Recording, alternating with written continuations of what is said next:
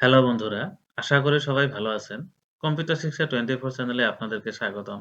আজকের ভিডিওতে আমি আলোচনা করব Microsoft Office Word এ কিভাবে আমরা অনেকগুলি শ্যাপ একসঙ্গে করে গ্রুপ করতে পারি ওইটা নিয়ে। তো চলুন ভিডিওটি শুরু করি। তো এখানে Microsoft Office Word ওপেন করে নিয়েছি। এবার আমি এখানে ইনসার্ট ট্যাবে যাব।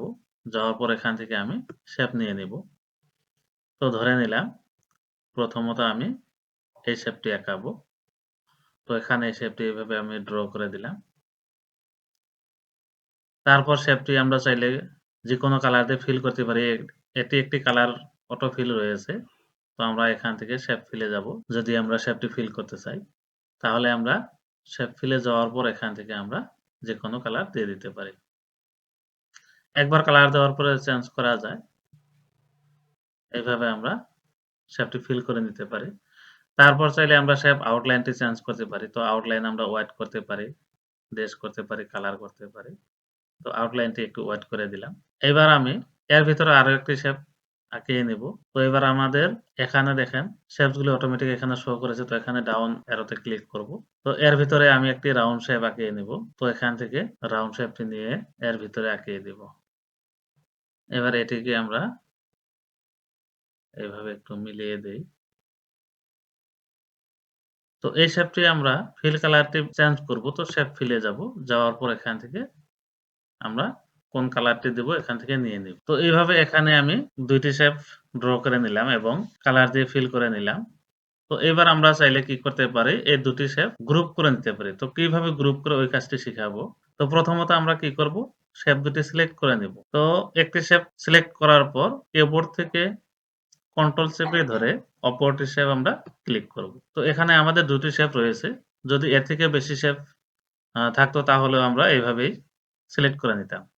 কন্ট্রোল চেপে ধরে ক্লিক করে সবগুলি শেপ আমরা কি করব সিলেক্ট করে নেব। সিলেক্ট করে নেওয়ার পর আমরা সিলেক্ট এরিয়ার ভিতর রাইট ক্লিক করব। তারপর এখানে গ্রুপ নামের একটি অপশন রয়েছে। তো গ্রুপে যাব। যাওয়ার পর এখানে দেখেন গ্রুপ রয়েছে। তো আমরা এখানে গ্রুপে ক্লিক করব। তো এবার শেপ দুটি গ্রুপ হয়ে গেছে। এবার যদি আমরা এই শেপ দুটি এখান থেকে অন্য জায়গায় নিতে চাই তো দেখেন ২ টি শেপ গ্রুপ হয়ে গেছে। একসঙ্গে চলে যায়। তো এবার আমরা চাইলে আনগ্রুপ ও করে নিতে পারি। তো আনগ্রুপ কিভাবে করব? সিলেক্ট এরিয়ার ভিতর রাইট ক্লিক করব। রাইট ক্লিক করার পর গ্রুপ অপশনে যাব। যাওয়ার পর এখানে আনগ্রুপ এ ক্লিক করব। তো আনগ্রুপ হয়ে গেছে। এবার আমরা চাইলে এখান থেকে আমরা শেপগুলি আলাদা করে নিতে পারি। তো দেখেন এইভাবে আমরা আনগ্রুপ করে নিতে পারি। তো আবার আমরা গ্রুপ করে নিব তো তাহলে আমাদের সেটিং মিলিয়ে নিব ১ম অবস্থায়। তারপর আমরা গ্রুপ করে নেব।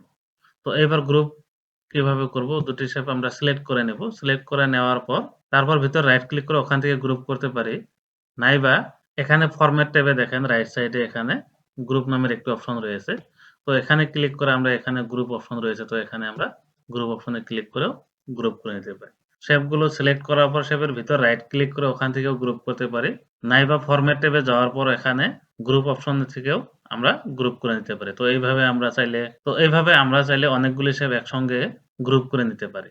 তো আশা করি কিভাবে অনেকগুলি শেপ একসঙ্গে গ্রুপ করা যায় এবং আনগ্রুপ করা যায় এই কাজগুলি বুঝতে পারছেন। তো আজকের টপিকসের আলোচনা এতটুকুই।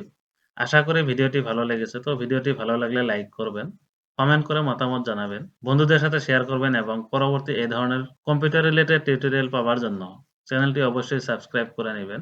আর পাশে থাকা বেল বাটনটি প্রেস করে ওখানে অল প্রেস করে রাখবেন। পরবর্তী ভিডিওর নোটিফিকেশন সবার আগে পাওয়ার জন্য। Thank you.